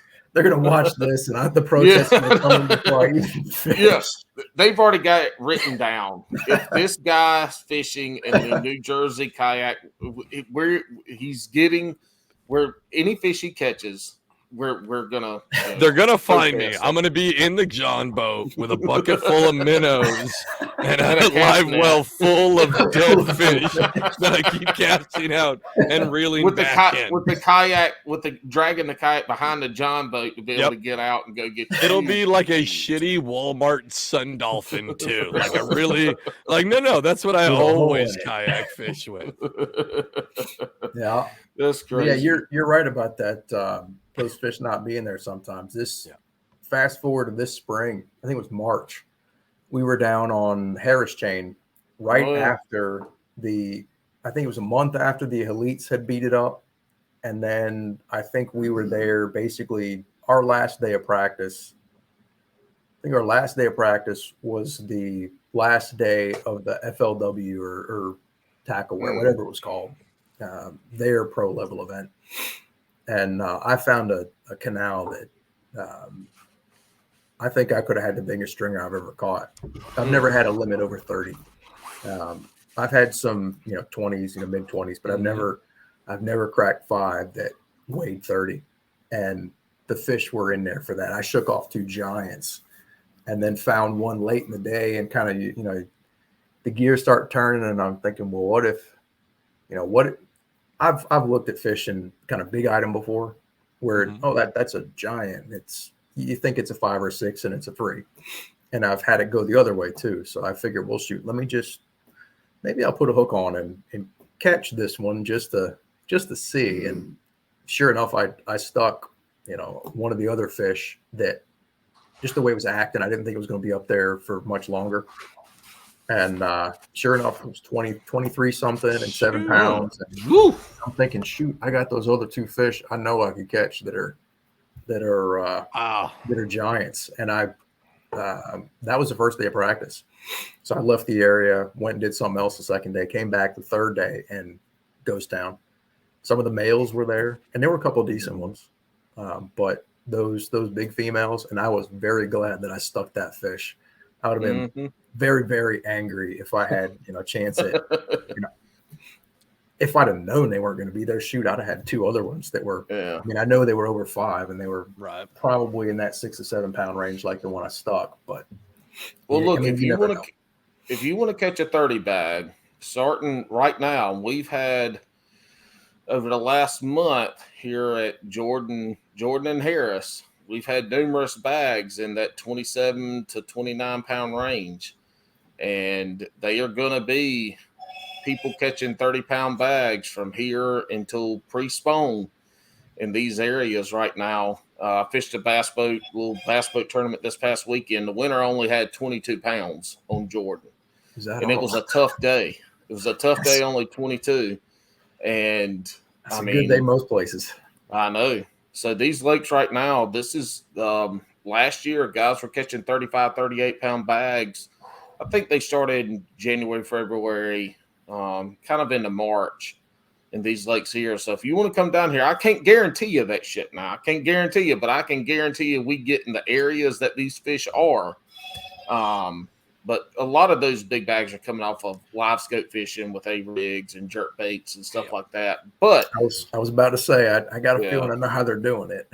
Yeah, they are. But I mean, you still got some guys that are going out there putting up 25 plus those 25-pound bags, just throwing jigs in good areas, and they ain't scoping those fish. So if you want to get down here, if you get down this area for a couple days, you let me know, and we'll try to get you on. We'll at least go to the areas that we could potentially do. Justin, heck yeah. Here's another tip for you. So if Paul invites you down and he's going to guarantee you fish, No, I didn't say I wouldn't was do going to it. guarantee Paul the does area. nothing I but guarantee it will be where they are. Right. He catches catfish, and he catches the ire of TikTok when he talks about self-checkout. That's the only thing he can check. Like, that's the only thing he can catch. Is it a 30-pound cat? Because I have had a 30-pound catfish stringer. No. He only catches shit, like Bo, 1.5 pounds catfish. He doesn't even catch big ones. But we go to Bugs Island and catch a 30-pound catfish. I mean, Yeah. you don't have to have a bag. It's just one single cat. But no, these lakes right now, they're small. So the MLF put them on the map here the last 4 years. But they're small lakes. Jordan's small. Falls is small compared to the Texas lakes and compared to, Bugs Island. And then you get down to Norman. Like our lakes around here, they're small. Harris is only really about 5,000 fishable acres. So they're small lakes. They get a lot of pressure on them. But man, right now, Jordan's probably one of the top 5 lakes in the country right now. I mean, these big bags some of these people are putting them up during tournaments. It's not them just out fun fishing. They're putting these up in tournaments, weighing fish like that. So they're here. Just if Texas, you get down this area, you let me know. Come on down here, and we'll do our best. I can't guarantee that, but I've caught some 7-8 pounders around here in this late winter time period. I've been around them. I've hooked a few of them. Gotcha. Hey man, that sounds fun. That 30, you start putting very many bags over 30 in a tournament, that starts to sound like, the Rayburn and Toledo Bend kind of numbers. That's live minnows. You'll get it every time. Those articles I was talking about reading years ago, I still remember that great big old cork and a, like, I don't know, 12, 13-inch shiner. Right? Perfect. Yeah, that's not cheating. That's just called catching. Yeah. Oh, shoot. If you it's look only at catching if it's illegal. Yeah. A lot of those guys in that, 10-pound or trophy, whatever they call that you look at a lot of them, and a lot of those things get caught on those live shiners. Yes. Well, we got some of the biggest. I know a couple of the crappie anglers down here that fish Sharon Harris a lot in the winter, and they're live scoping them. But they drop they'll be crappie fishing, but they drop a crappie jig on the suspended bass, kind of in the middle of nowhere. And the couple crappie anglers that I know this past year caught a handful of 7 to 9 pounders out there with a crappie jig. They wasn't live bait, it wasn't bass lures. And then they kept them saw it on the live scope. No, they throw them back. But I mean, they're out there with a crappie jig. They see them on the live scope. They drop it down on them, and it's suspended, just sitting there suspended, in 30 foot of water. They're suspended in 25, and boom, there they go. They have it on their YouTube channels, but they're here. You're not far away. All I'm saying is, if you get down this area, come down here. All I can guarantee you is we'll go fishing. Everything outside of that, we have to figure out that day. Shoot, I don't know if I'd even believe you about the crappie jigs if I hadn't seen something like that. I swear the tiniest, it had to be like a 16th ounce jig head. I was fishing with my little brother. I'm using the bass tackle and he's using my little ultralight rod, throwing for these. I don't even know how he's casting that thing. And sure enough, he got a 5. And I don't even know how that little tiny hook stayed pinned. I mean, it just yeah. But we got a kayak bass fishing buddy of mine. So I'm 15 minutes from Harris, so I reference that lake a lot. I fish it a lot. He fishes it a lot. He was out there crappie fishing. He doesn't have live scope. He was crappie fishing on some brush piles, and these are brush piles where we always bass fish. They're always there, and he's crappie fishing. And like 2 weeks in a row, he catches a 5 and 6 pounder on a crappie jig. I'm like, dude, what is that? What is that telling you? And he's like, he didn't say anything. I was like, that's telling me we need to downsize. And he's like, well, no, we need to upsize. I'm like, dude, you just caught a 5 and 6 pounder on a crappie jig. Yeah. But I mean, he was out there, sure enough, crappie fishing, and there they are. Just a nice little easy morsel for them just to Yeah, don't There even you have to go. move. No. Mhm. Food's food It's, to a fish, man. They are savages. All they want to do is eat and survive. That's it. And then, a month out of the year they want to make babies. That's it. Yeah. It's and I haven't seen that often where you can catch, the giants like that. Man, that's neat. It's it kind of, like you said, it does make you wonder. Maybe I ought to throw that little Ned bomb more. I'm gonna come down to Harris and I'm gonna throw a Ned bomb. Hey, come on, hey, teach me something, because when they schooled up, I do fine catching them when they schooled up. And here's the funny lake. Now we get these mega schools, hundreds of bass. It's Paul, fun I've as been hell in good. the summertime. Paul, I've been giving out good advice all episode. Maybe you should just write those down. Oh yes, the best advice ever for somebody looking to fucking go spend time in jail. Ruin your reputation. You're never right. gonna fish a tournament ever.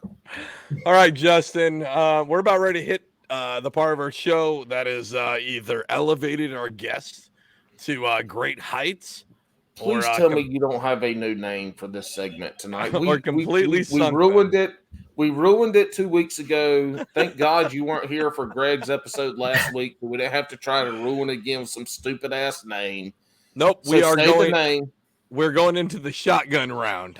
Thank But you. before we get there, I'd like to give you an opportunity to kind of shout out whoever you want at this point, because again, after these questions, just like my advice, it could all lead to your career ending. All right. Well, I've I definitely got to thank Missile. They've given me some great opportunities this year, and man, I don't think I'd have had anywhere near the year that I've had if it hadn't been for them and the tools that they've given me. It's Speaking of that, where did you finish in Bass and Hobie in the AOY? Weren't you were pretty high in both of those, weren't you? I know you were in AOY. Yeah. I was right behind Drew on the Bassmaster. Mm-hmm. It's kind of hard to beat a guy that wins 3. And finishes third in the other one. So yeah, and then I ended up 12th on Mm. Hobie, which dude, that's big. That's big. Hobie's got the anglers of the anglers in there. That's a pretty damn solid finish.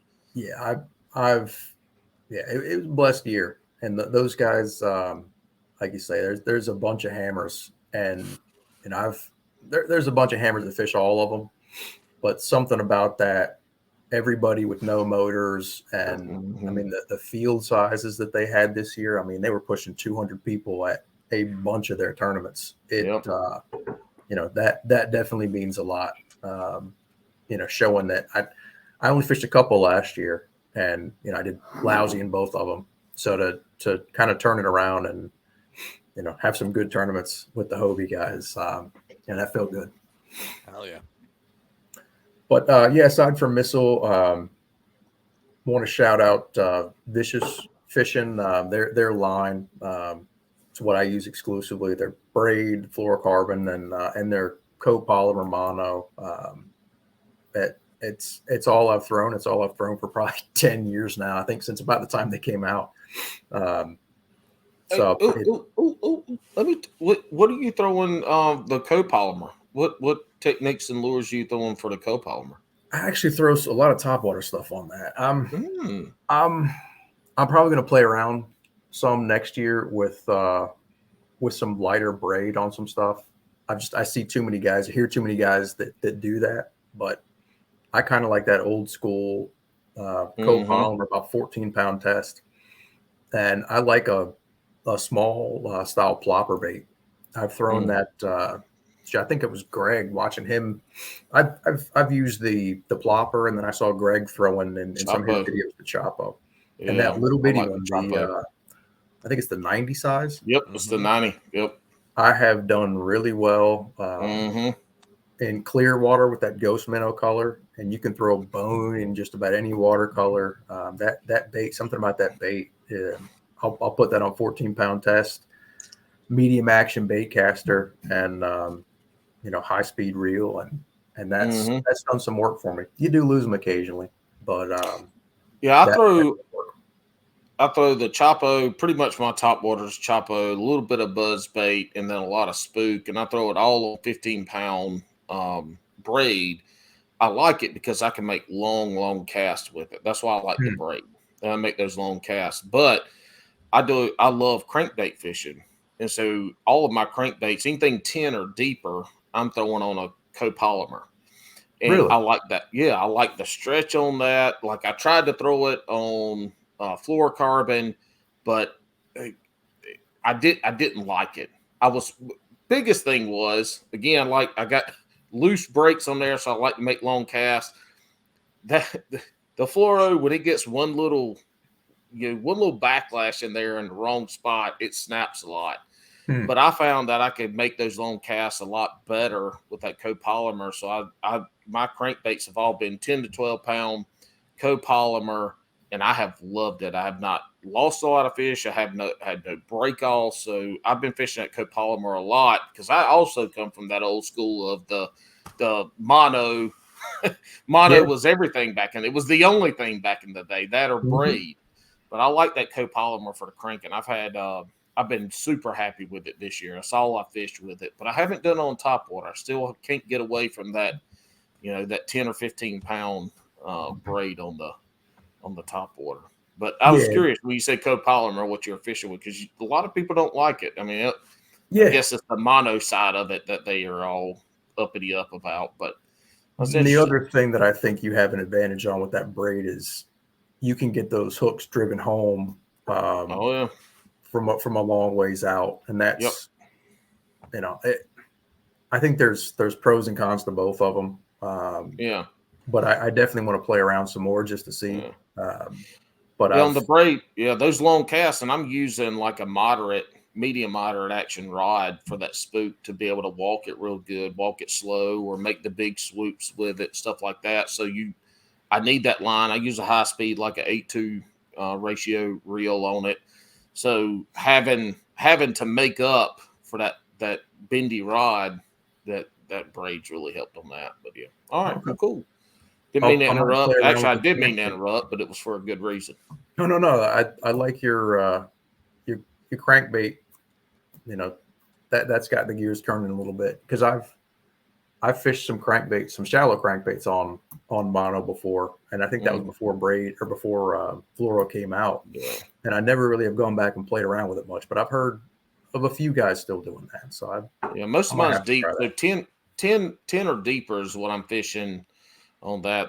I love the Spro crankbaits are what I throw a lot of, and then the shallower stuff I still use fluoro because I'll swap that off between like a jackhammer or some kind of bladed jig or spinner bait. Gotcha. And then my square bills. So I like the fluoro for that. But any of that deep cranking stuff, deeper cranking, 10 foot deeper, I'm always using that copolymer now. Okay. All right. So we're at the shotgun round. Here's how it works, Justin. We want your right off the head, your answer right away. We're going to give you a series of questions. We want to know your answer right away. They're loaded. They're definitely loaded. We can talk about them after you answer, but and I would say this is a safe space. Nobody will judge you. That would be a lie. We're going to judge you on every single one of these, not just us, but all the brewskis, all the Bass and Brew fans, specifically.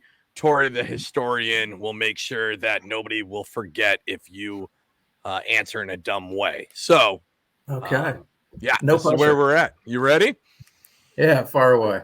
All right, wacky or Texas? Texas. Okay. Crocs or flops?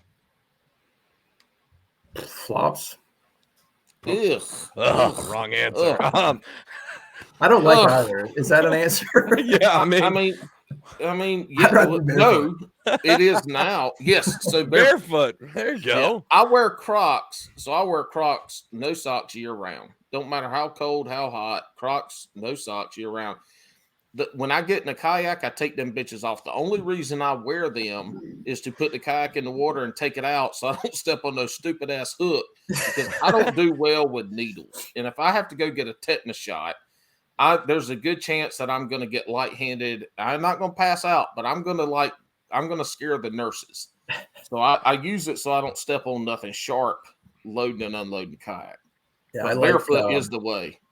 What I wear a lot is these, they call them barefoot style shoes. It's basically like these particular ones are like a water shoe, but they got enough protection on the bottom of them. You're not, like you say, you're not going to get a hook or glass or something in your foot, but your feet can spread out and it's real lightweight. And that works. At least in the summer months, that's what I'm wearing.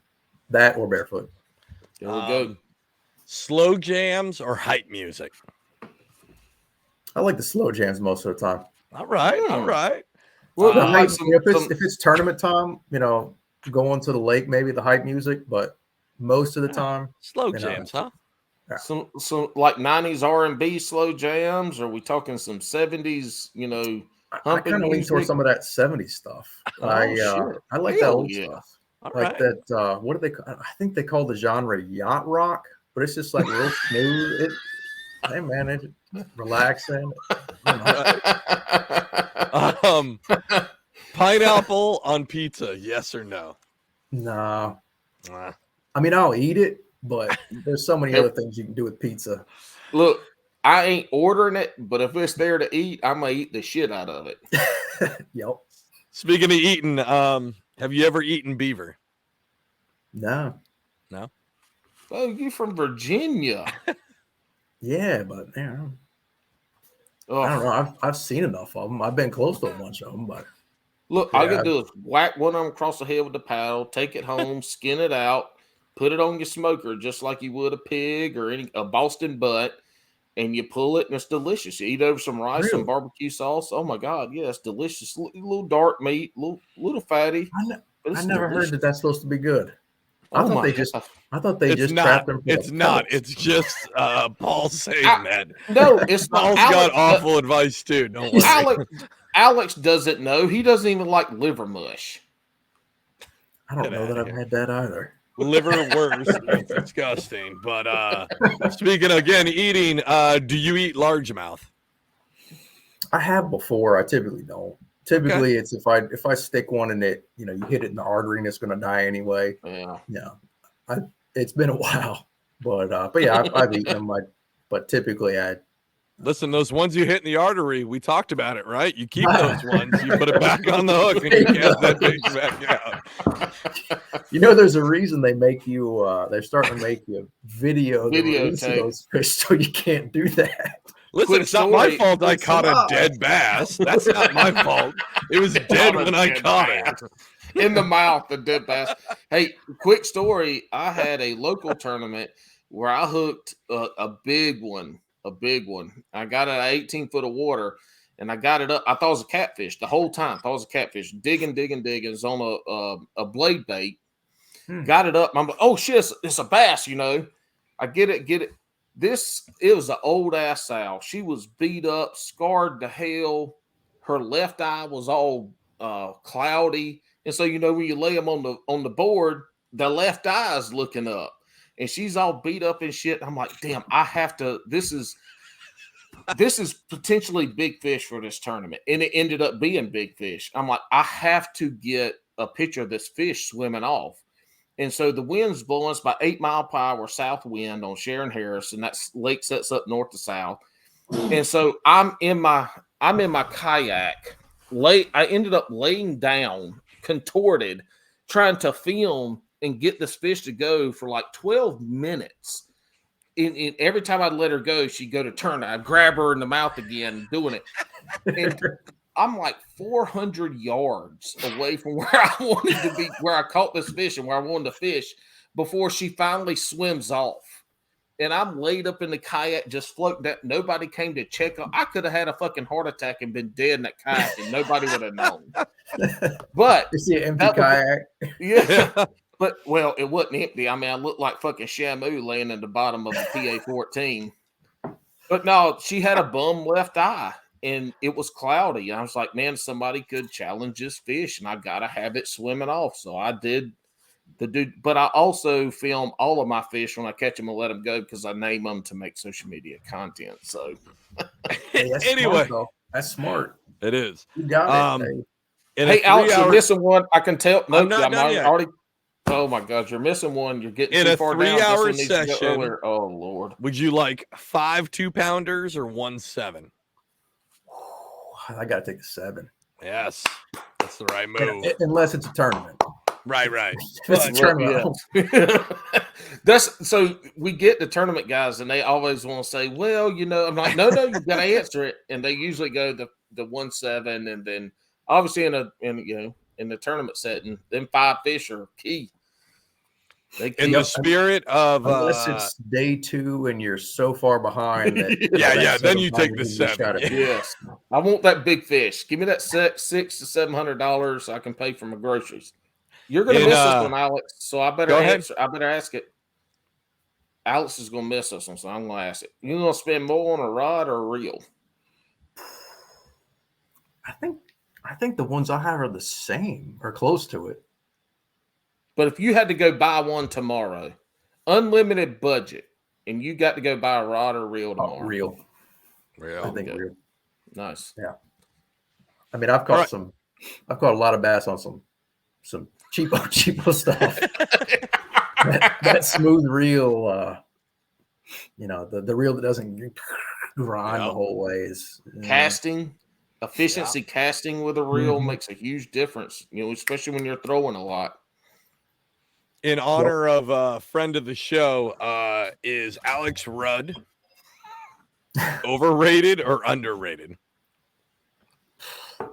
I'll just say under. I've seen some of his stuff. I haven't watched a ton of it. I've watched a ton of Greg's stuff. Yeah. But I'll say underrated. I know he's fished. I saw him was it this spring? I think I saw him at a Hobie event. He was, yeah. Couldn't tell you how well he did, but to be clear, Justin said underrated for Alex. Greg Blanchard, though, overrated. That's we'll cement that in. That's what Justin said. That's low. I'm just joking. All right, I think that so we're going to the most important question. This is the one that's really going to drive it home. Every fisherman loves a nice sandwich. What are your top 3 sandwich proteins? I like a Philly cheesesteak, like a club sandwich. Okay. It's like, is a burger count as a? Hell yeah, absolutely. Look, you didn't say cheese sandwich, and you did not say spinach sandwich. Yeah. Do people normally say those? No, but we've had both of those answers. Both of those have been answered. Yes. Spinach. You might suck it, Bailey. You might know who said spinach. Our good fan Bailey Eibrecht. No, he didn't. Yes, he did. He said fucking spinach is the first answer out of his mouth was spinach. And we're like, oh, wait, hold up. Spinach does have protein in it, but it ain't a protein. It's not an amino acid. Yeah, I mean, like I said, it's kind of like the pineapple. I'll eat it, but man, spinach is a topping for it. Yeah, it's a topping. Yeah. All right, Justin. Well, thank you so much for being on the show. We really appreciate it. Hopefully everybody enjoyed it. I think this was an awesome conversation. I want to thank you tons for coming on. Well, thank you for having me. It's been a lot of fun. We'll have to do it again. Oh, absolutely. Sure. Hey, where can people find you on the socials? I'm on Instagram and Facebook. It's just my name. What is it on Instagram? It's my name, Justin __ Largen. And at some point, I'll put some YouTube stuff up one of these days. Maybe. He's a busy man. Yeah. All right, we'll hang out for a minute. Thanks, everybody, for watching. Before we go, though, we got to make sure that everybody goes